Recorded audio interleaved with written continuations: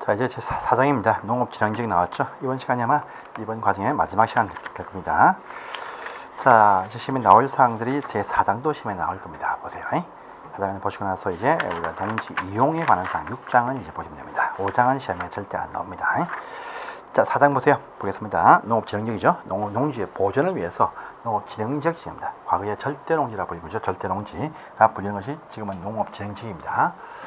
그래서 농지의 보존을 잘하기 위해서 절대농지라 불리던 바로 농업진흥지역, 이런 요 장소를 지정을 합니다. 우리 한국은요, 농업진흥지역 안에 있는 농지냐, 또 이것이 아닌 장소에서의 농지냐밖에 없습니다. 종전에 절대농지, 한계농지라고 부르는 그런 어떤 구분이었습니다. 지금은 이제 이렇게 구분 안 합니다. 농업진흥지역이냐 아니냐밖에 없습니다. 이 농업진흥을 위한 장소 결정은 누가 하느냐 봅니다. 농업진흥지역 지정입니다. 지정은 이것은 이제 시도지사가 지정한다. 이렇게 말합니다. 그래서 농업진흥지역의 지정은 시도지사가 지정합니다. 하는데 지정할 때 그 대상 지역이 또 따로 있습니다. 그래서요. 그 다음에 할 때의 절차가 일부가 필요합니다. 대상 지역은요, 주상공업지역에도 농지가 있습니다. 하지만 안 됩니다. 안 되고요. 녹지에 있는 농지 또는요, 시골 농촌 관리 지역과 또 농림 지역과 또요, 자연환경 보전 지역 안에만 지정을 할 수가 있다. 되어 있습니다. 녹한 농자에 있는 농지에 대해서만 지정을 할 수가 있습니다. 주상공업지역도 농지가 있지만 지정을 할 수가 없다. 제한합니다. 근데 녹지 가운데에서도 서울특별시 안에 있는 녹지에는 지정할 수가 없다고도 제한을 받습니다. 받고요. 할 때 보시면 시도지사가 지정하기 전에 먼저 승인 받습니다. 승인 누구냐 하면 농림부 장관한테 승인 받고 나서 지정을 한다. 이렇게 말합니다. 그런데 요 농림부 장관이 승인하기 전에 다시 국토교통부 장관과 협의가 필요한 그런 어떤 장소가 있다라고 합니다. 그래서 어떤 곳이냐라고 하니까 그 장소가 혹시나 녹지에다가 지정하거나 또는요, 관리지역 가운데에서 계획관리란 요 토지 안에 있는 농지에 지정할 때에는요, 혹시나 개발될 가능성이 있는지에 대해서 사전 확인을 위해서 국토부와 협의한 다음에 지정한다. 라고 하는 요 절차까지 보십시오. 보시고요. 자, 농업진흥지역입니다. 요 장소는요, 정할 때 보시면 이렇게 합니다. 자, 전체가 농업진흥지역이다. 농업진흥지역. 전체가 지역인데, 요 지역 안에서 다시 구분합니다. 경지정리가 잘 되어져 있는, 진짜 농사 잘 지을 토지죠. 이런 잘 되어져 있는 이런 땅들을 또 먼저 결정을 합니다. 이게 뭐냐? 바로 농업진흥지역 안에서도 요 장소는요, 농업진흥구역이다. 이렇게 표현을 합니다. 하고요. 정말 농사 지을 전문 토지로 형성이 되어진 곳입니다. 물론 이 속에 보시면요, 농지 소유자의 각종 어떤 농어촌 마을도 있습니다. 마을도 있지만 대부분 다 농지입니다. 농지. 그런데 바로 농업진흥지역의 요 농사 환경을 도와주고 보호하기 위해서 바로 그 인근 지역에 농업보호구역 이렇게 나누어서 지정을 하게 됩니다. 그래서 농업진흥지역은 다시 농업진흥구역과 농업보호구역 이렇게 나누어서 지정이 된다. 이렇게 보시면 딱 됩니다. 자, 그러면 농업진흥지역 구역 요 안에서 할 수 있는 토지 이용상과 농업보호에서 할 수 있는 토지 이용상, 다음 시간에 바로 요것이 나올 겁니다. 보세요. 그래서 요 장소가 농림지역 등이라 할지라도 여러분들 기타 토지 용도라 할지라도 그 장소가 농업진흥지역이면 농지법에 이용 제한 받는다. 바로 요 내용이 되겠습니다. 그래서요, 농업진흥구역 안에서 물론 이쪽에 보시면 각종 어떤 농민들이 살기 위한 집이죠. 주택, 진짜 농사 또 업 등에 종사하시는 분이 집만 지을 수 있습니다. 개인주택 못 짓습니다. 못 지어요. 그 다음에 기타 각종 어떤 마을을 위한 각종 어떤 설비들 다 설치할 수가 있습니다. 참 많아요. 그래서 마을 배관 등이 다 나옵니다. 이건 필요 없고요. 자, 농사 짓는 전문토지 경작지로 이용하지만 다시 3만 제곱미터까지의 일정한 농업 관련되는 시설 지을 수 있어요. 또 1만 미만, 또 3천 미만입니다. 3천. 그래서 1만 3천 미만에 보세요. 미국 종합 창고 있죠. 큰 살창고 요거 안에 설치할 수 있습니다. 또요, 거대한 도매 농산물 유통시장 지을 수 있어요. 그래서 미국 종합 창고와 농산물 유통시설 도매상 안에 설치할 수 있습니다. 그런데요, 보세요. 1만은 뭐냐? 1만은요, 농축산물 가공 공장 조그만 것들 지을 수 있습니다. 1만 미만입니다. 그 다음에요, 3층까지 보시면요, 유통은 3만인데 소매점, 판매시설, 농산물 판매시설 3천, 그다음에 농산물, 기계, 수리시설 3천. 또 각종 어떤 비료제죠. 비료 만드는 공장 요 3천까지 운행 가능하다 해서 요까지 추가로 설정해 줍니다. 해줘요. 자, 그러면 농업보호입니다. 농업보호는요, 농업진흥에서 할 수 있는 것들 전부 다 농업보호에서 다 할 수가 있습니다. 이것뿐 아니고 또 있습니다. 추가로 보시면 2만 제곱미터 미만까지 또 3천 미만까지 1천까지 또 뭘 하게 됩니다. 2만 뭐냐? 또 추가로 해서 농업보호에서는요, 관광농원사업 2만 미만, 주말 농원사업 3천 미만, 주말 농원이다. 또 양수장, 정수장, 변전소는 안 됩니다. 또요, 1층까지에 자기 땅이 있다. 단독주택, 그냥 농사꾼이 아니어도 단독주택 별장 지을 수 있습니다. 그 다음에요, 근린생활시설, 점포 지을 수 있지만요, 일정 중에서 일반 음식점, 또요, 골프장 등 이것은 안 돼요. 안 됩니다. 골프장 안 되고요. 일반 음식점, 밥집 지을 수 없습니다. 근데 가보시면요, 여러분들 밥집 천주로 있습니다. 가보시면 집에 보시면 전부 다 밥집 지어놓고요, 식당 합니다. 하지만 원래 안 되게 되어 있어요. 그냥 봐주고 있지 하면 안 됩니다. 이런 제한이 받는다 해서 보시고요. 또 하나 더 있습니다.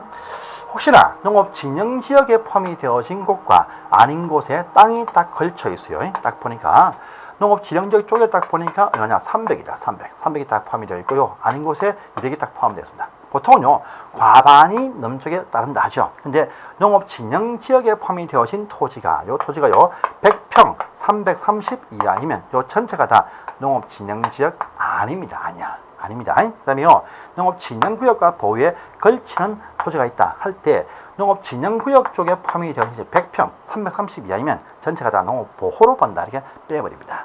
그래서 혜택을 주기 위해서 강력한 제한받는 여정수에 포함이 되어진 토지가 100평이 안 되면 아니게 보겠다. 이런 말이 여기 포함이 되어 있죠. 그래서 이 편에서 한 문제 꼭 시험에 나올 겁니다. 문제 보겠습니다. 문제. 1번 문제입니다. 농업지형지역 지정할 수 없는 지역이 어디냐? 당연히 1번이죠. 특별시 녹지는 안 된다 했었죠. 1번 바로 답입니다. 그건 다 됩니다. 녹간 농자 다 됩니다. 다음 2번입니다. 농업지형지역입니다. 어려운 것은 무엇이냐? 되네요. 농업진흥지역은 시도지사가 농림부 장관 승인받아서 지정한다. 하죠. 그래서 맞는 표현 되겠습니다.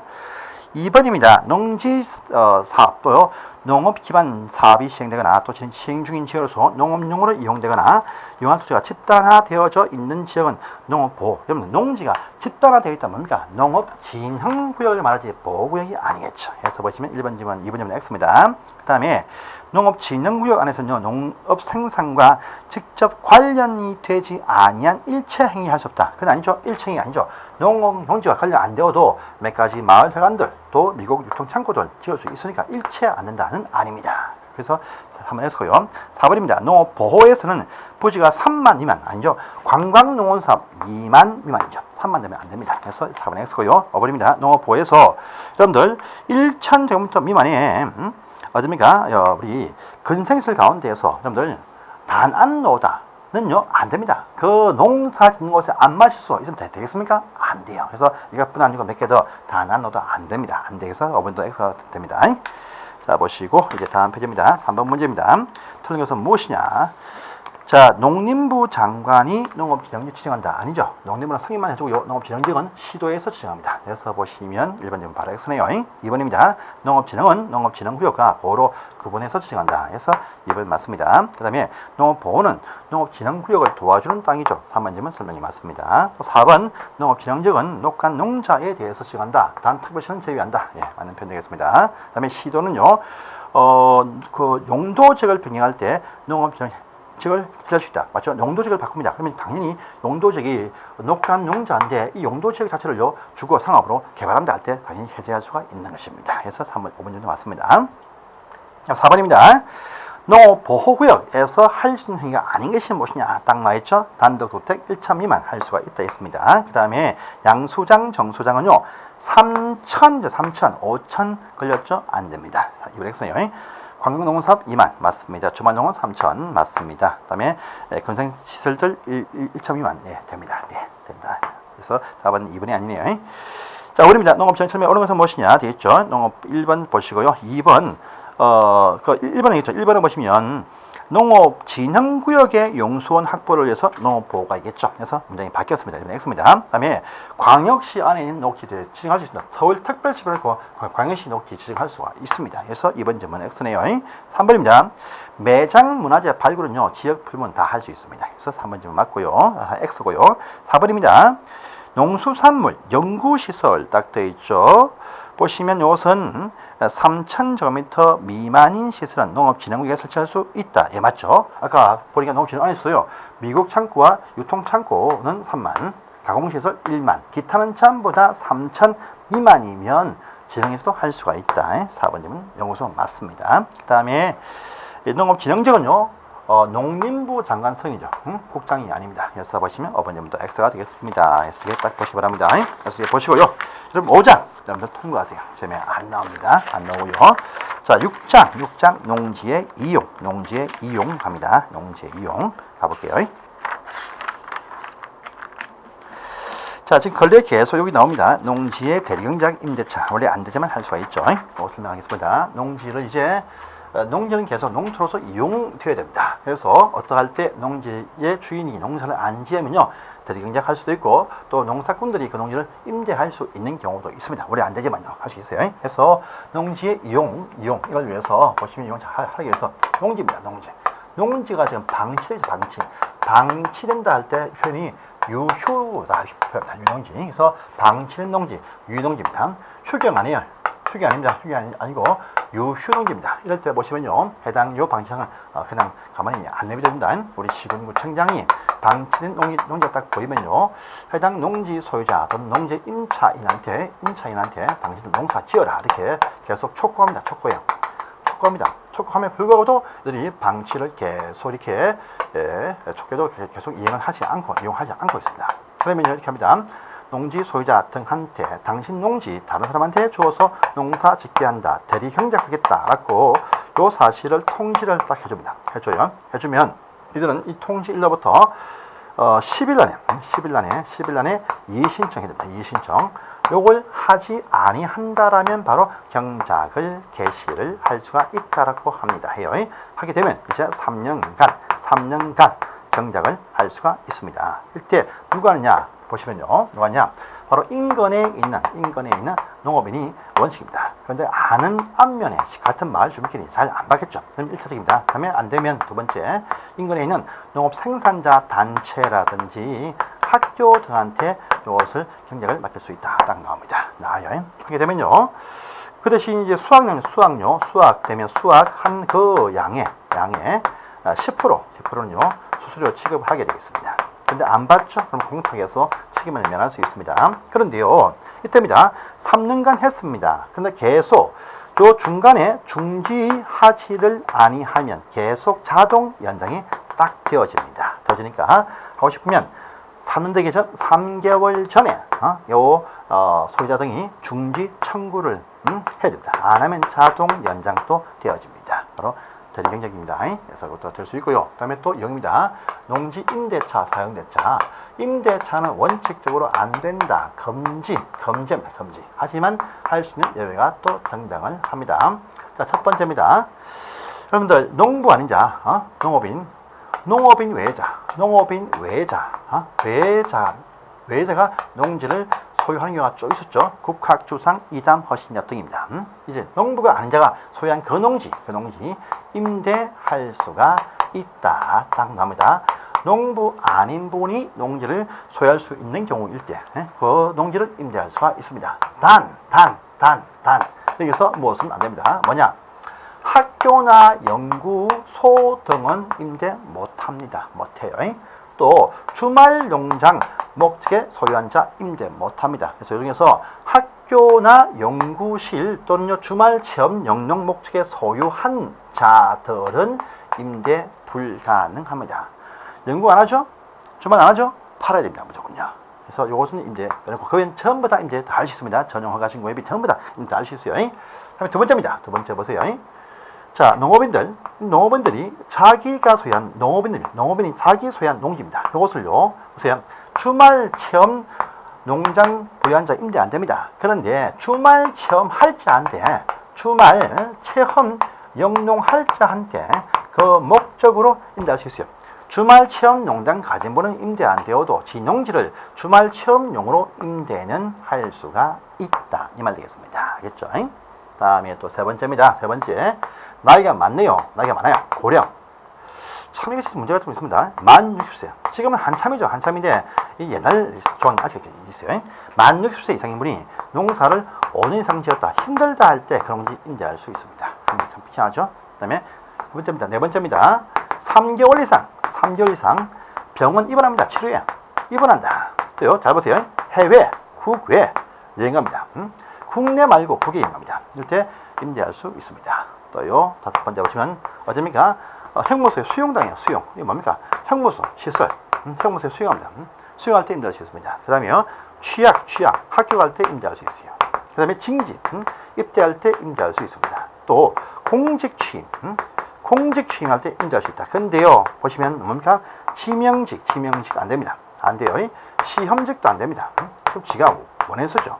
이게 아니고 선거직. 국회의원, 지방의원, 선거직 공무원 일대 한해서 임대할 수 있습니다. 요 기간 동안에. 그래서 선거직 공무원들 임대할 수 있게 해줍니다.